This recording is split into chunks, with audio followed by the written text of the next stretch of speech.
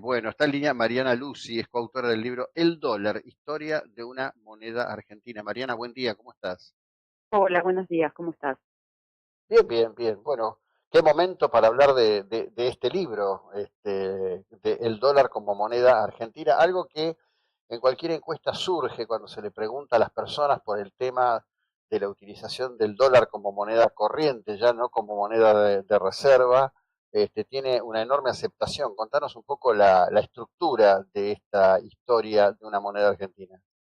Bueno, nosotros hicimos con Ariel Wilkis esta investigación un poco tras la pregunta de cómo era que habíamos llegado, digamos, a este punto en el que nos encontramos hace bastante tiempo, que es que la moneda de Estados Unidos es efectivamente una moneda muy popular en la Argentina, no solamente porque la usamos en algunas transacciones, porque hay algunas operaciones importantes en el mercado inmobiliario, por ejemplo, que están dolarizadas o listas de precios que a veces aparecen dolarizadas, sino sobre todo porque es algo, la información sobre el dólar es una información muy relevante en nuestra vida cotidiana, ¿no? Estamos acostumbrados a prestar atención a lo que pasa con el dólar, si sube, si baja, nos dice algo muy importante sobre la economía, pero también más que sobre la economía, ¿no? Sobre la política, sobre la situación del país. Y esa es una historia que se dio a lo largo de un periodo muy extenso, ¿no? Nuestra investigación comenzó en los años 30, porque en los años 30 fue el primer control de cambios, todavía en ese momento el dólar no tenía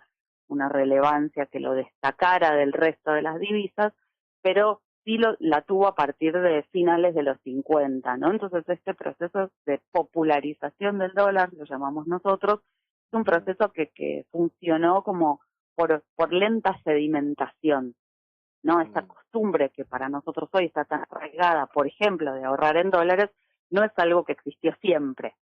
Claro, claro. Bueno, a ver, podría distinguir así memoriosamente algunas etapas. Desde aquel Perón en el Bancol gritando quién ha visto un dólar, ¿no? Sí, Este, supongo que ya era un tema de algún relativo impacto en un sector muy minoritario de la sociedad. Pero sí, creo que claro. hubo dos episodios que dispararon esto, el Rodrigazo, Ujú. y la caída de la convertibilidad. Por supuesto, fueron dos hitos muy importantes. En realidad, el dólar empezó a estar en la primera plana de los diarios, por decir así, en la década del 60, ¿no? La primera vez es a fines digamos, a principios del año 59, con el plan de estabilización de Frondizi aparece por primera vez, ¿no? Una cobertura muy importante de lo que pasa en el mercado cambiario. Lo que pasa en el mercado cambiario atrae el interés no solamente de esos sectores más expertos vinculados al mercado financiero o al comercio exterior, que eran los que lógicamente les interesaba saber qué pasaba con el dólar, se va convirtiendo progresivamente en noticia, ¿no? Al calor de una economía que es muy inestable en esa década, ¿no?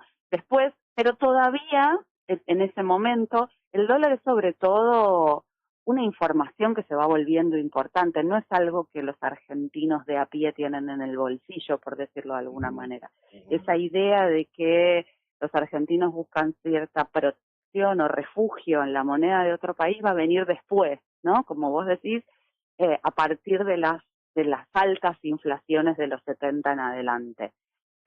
Y después, bueno, va a haber otro hito después de los 10 años de convertibilidad, sin duda. Sí, claro, claro. Ahora, digamos, sin entrar en mayor detalle, ¿no? Porque seguramente no solo no tiene que ver con el propósito de tu libro, pero a un marco general. Brasil ha tenido también fuertísimas oscilaciones con su moneda. Sin embargo, la conducta de los brasileños es completamente distinta. Ellos se mueven en la moneda de su país históricamente. ¿Hay algún Sí, tipo de exactamente. segmentación en la base cultural nuestra que haga que sea distinto? En realidad hay algo distinto en la historia, ¿no? De cómo fueron manejadas esas oscilaciones o esas inestabilidades macroeconómicas en un país y en el otro, ¿no?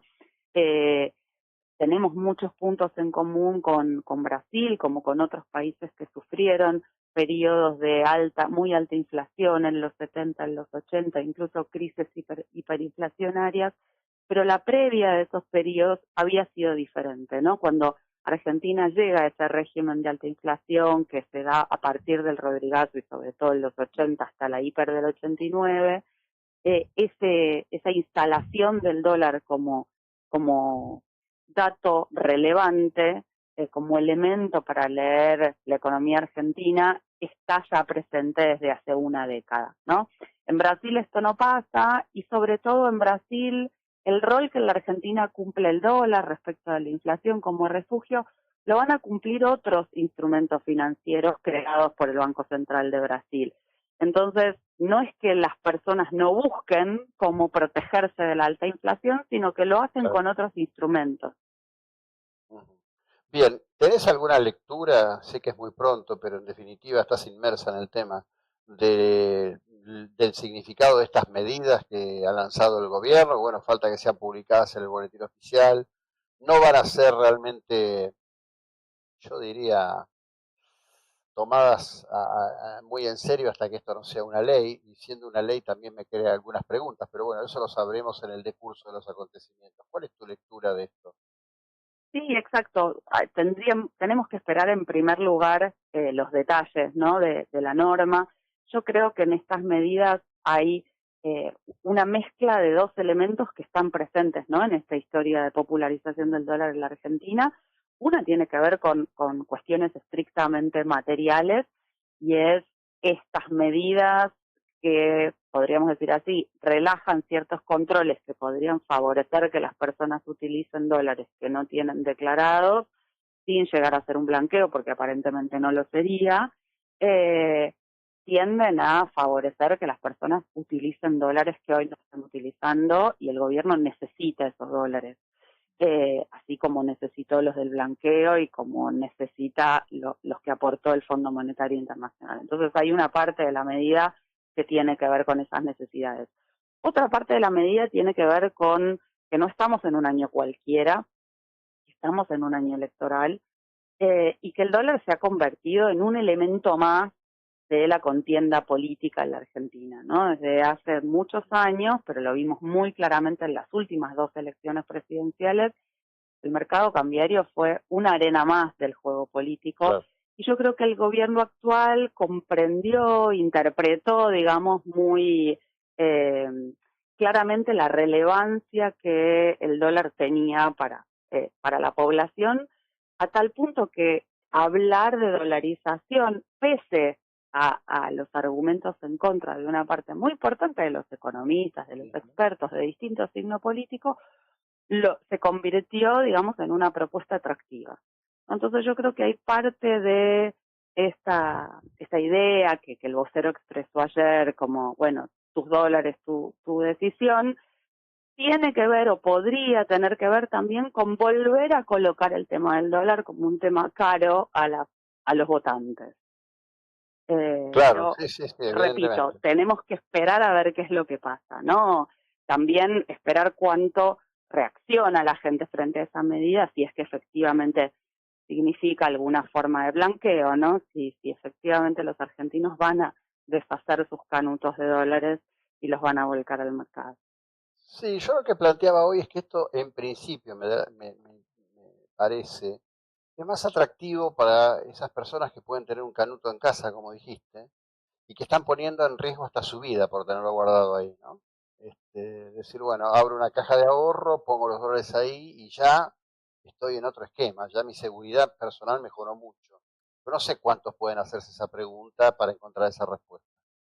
Sobre todo porque uno podría decir que va contra la misma lógica del canuto, ¿no? Digamos, esa lógica del ahorro del fondo de emergencia que está ahí en el caso de que sea necesario, pero lo que voy a hacer es, por definición, tratar de no tocarlo la mayor Claro, cantidad de tiempo posible, ¿no?